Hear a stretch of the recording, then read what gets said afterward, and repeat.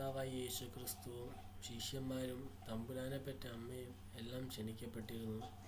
പ്രിയപ്പെട്ടവരെ, കല്യാണ വീട്ടിൽ പാതി വെച്ച് വീഞ്ഞ് തീർന്നുപോയി. വീഞ്ഞ് തീർന്നുപോയപ്പോൾ തമ്പുരാനെപ്പറ്റ അമ്മ പറഞ്ഞു, ഇവൻ നിങ്ങളോട് എന്തെങ്കിലും കൽപ്പിച്ചാൽ അപ്രകാരം തന്നെ ചെയ്യണം. തുടർന്ന് കർത്താവ് പറയുകയാണ്, ഈ 5 കൽപ്പനകളിൽ വെള്ളം നിറപ്പിൻ. അത് അവർ അനുസരിച്ചു.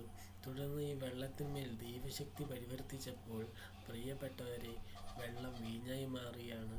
കൽഭരണിയിലെ വെള്ളം വീഞ്ഞാക്കി മാറ്റിയ കർത്താവായ യേശു ക്രിസ്തു നമ്മുടെ ജീവിതത്തിലും രൂപാന്തരപ്പെടുത്തുവാൻ ശക്തനാണ്.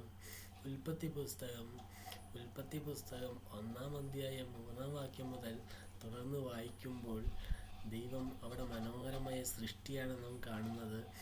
സൃഷ്ടിക്കപ്പെടുകയാണ്.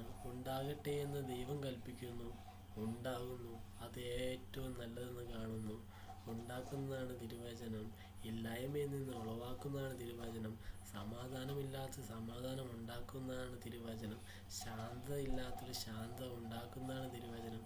പ്രിയപ്പെട്ടവരെ, തൻ്റെ ഓമന സൃഷ്ടിയായ മനുഷ്യന് വേണ്ടി സകലതും കരുതുന്ന ഒരു ദൈവസ്നേഹമാണ് ഈ വാക്യങ്ങളിൽ നമ്മൾ കാണുന്നത്.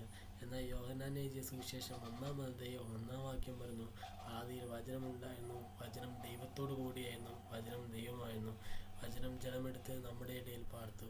അതാണ് കർത്താവ് യേശു ക്രിസ്തു.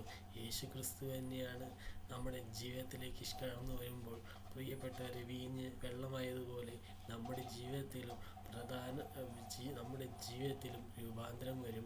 നമ്മുടെ ഇല്ലായ്മയിൽ നിന്ന് പലതും ഉളവാകും. സന്തോഷമില്ലാത്തടത്ത് സന്തോഷം ഉളവാക്കുവാൻ കർത്താവായ യേശു ക്രിസ്തുവിന് കഴിയും. പ്രിയപ്പെട്ടവരെ, കർത്താവ് യേശു ക്രിസ്തുവിനെ നാം ക്ഷണിക്കുക.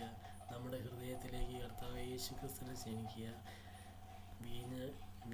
വെള്ളം വീര്യമുള്ള വീഞ്ഞായതുപോലെ നമ്മുടെ ജീവിതം വീര്യവും സന്തോഷവും സമാധാനമുള്ളവാൻ കർത്താവായ യേശു ക്രിസ്തുവിന് കഴിയും.